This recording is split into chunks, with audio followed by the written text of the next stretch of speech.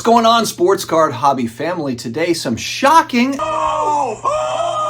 sports card and non-sports card grading data as we head into 2024. We're going to talk about Gemrate's December numbers and what it means. Stick around.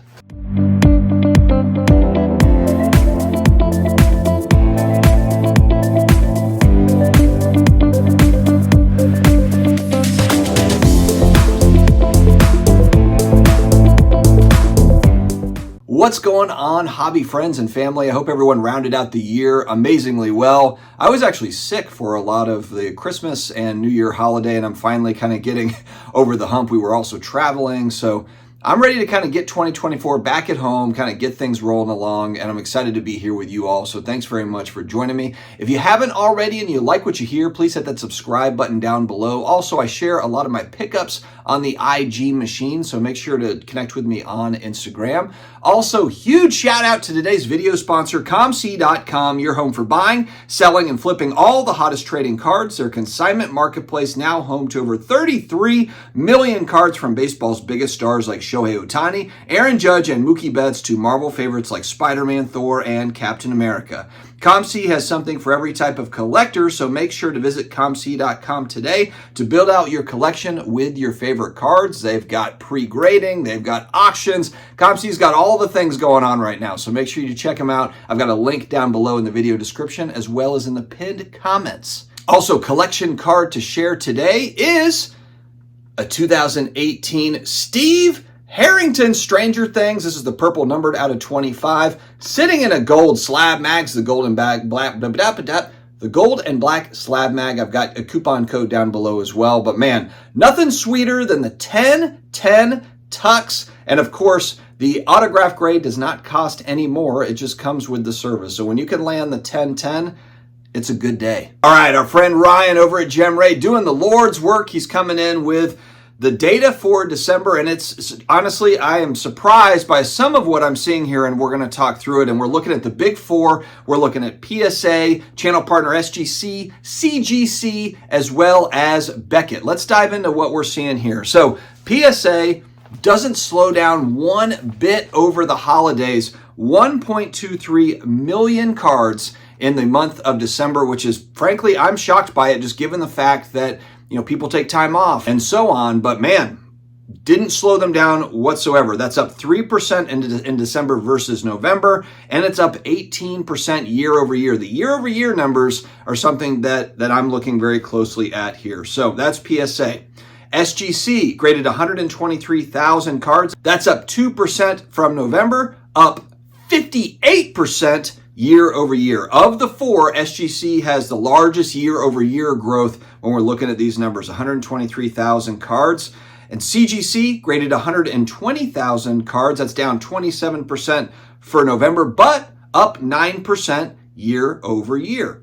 Beckett graded 52,000 cards, down 13% compared to last month, but they are up year over year. So when you look at grading as a whole between the big four, it's up year over year for everybody. But grading for sports cards, it's really coming down to a two-horse race, which again, I think, for people that have been in the hobby for a long time, the idea that Beckett would be kind of this far down the list as far as the pecking order for volume of cards that are being graded, I think that it's pretty shocking. When you go back, it was always PSA and BGS, and people were cracking PSA slabs to get them into hopefully a BGS 9.5 if we're going back in time, 15, 20 years. GC has really risen and taken hold, and they've got a firm grip on number two. And people will say, well, hold up. CGC had 120,000 cards that they graded. 6,000 of those cards, 6,000 of the 120,000 for CGC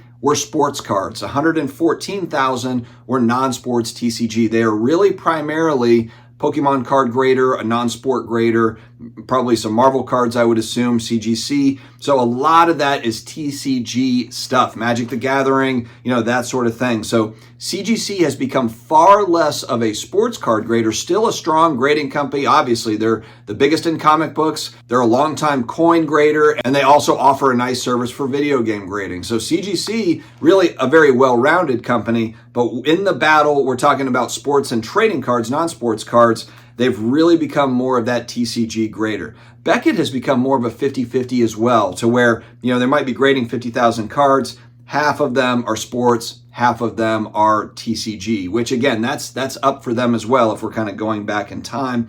And we just haven't heard a lot out of Beckett from a media standpoint. I just don't hear about them. I don't hear from them.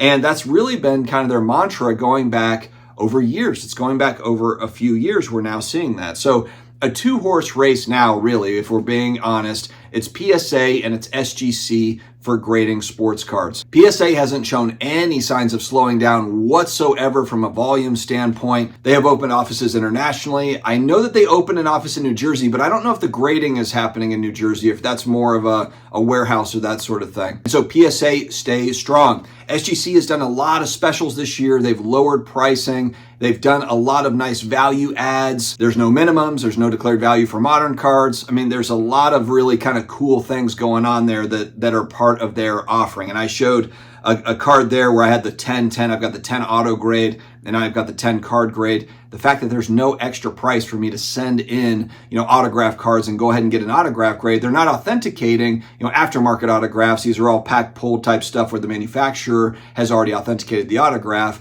but they are giving an auto grade without an additional cost. So I do like that. All right, and when we look at kind of the breakdown, PSA had 635,000 sports cards that they graded, 110,000 for SGC, 29,000 for Beckett, 6,000 for CGC. And if we look at the TCG side, PSA at 597,000, CGC 114,000, really kind of the meat of their business there for trading cards, 23,000 cards for Beckett, 13,000 cards for SGC, which is 30% lower than November if we're looking at that 13,000 for SGC, but it's a plus 158,000 if we're comparing to last year. So that's really TCG, and I've been saying it for a long time, for a couple of years. It's clear that TCG, with the number of cards that were produced over the last few years, especially on the Pokemon side, we're talking about billions and billions of cards that were printed. That's been an area of opportunity, an area of growth for really all 4 of the companies. PSA's got the largest chunk, but I think a lot of other companies trying to take pieces of that TCG space, which is always interesting. Overall, though, and again, it's a shock to me that 2023 was such a huge grading year.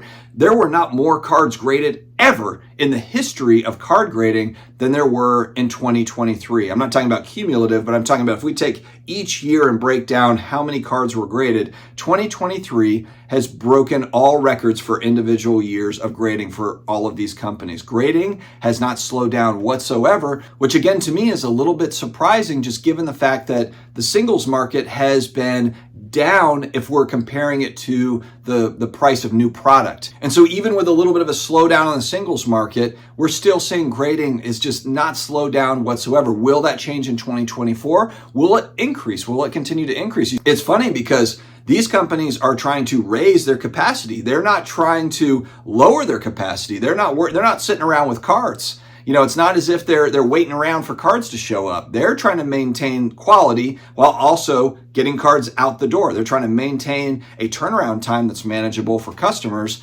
while also keeping that quality there. So it's a kind of an amazing thing that we've seen happen here with grading. And will it continue on in 2024? All signs really point to yes. And even if people aren't necessarily making a killing buying raw and selling grading, they're still having fun doing it. That's clear here in the numbers. I think that we're really lucky to have 4 strong grading companies in cards. It's something we've seen on the comic book side here recently. It would be great to have 4 great companies in that space that were competing with each other. All right, guys, let me know your thoughts in the comments down below. Stay healthy, stay awesome, and I will talk to you again later.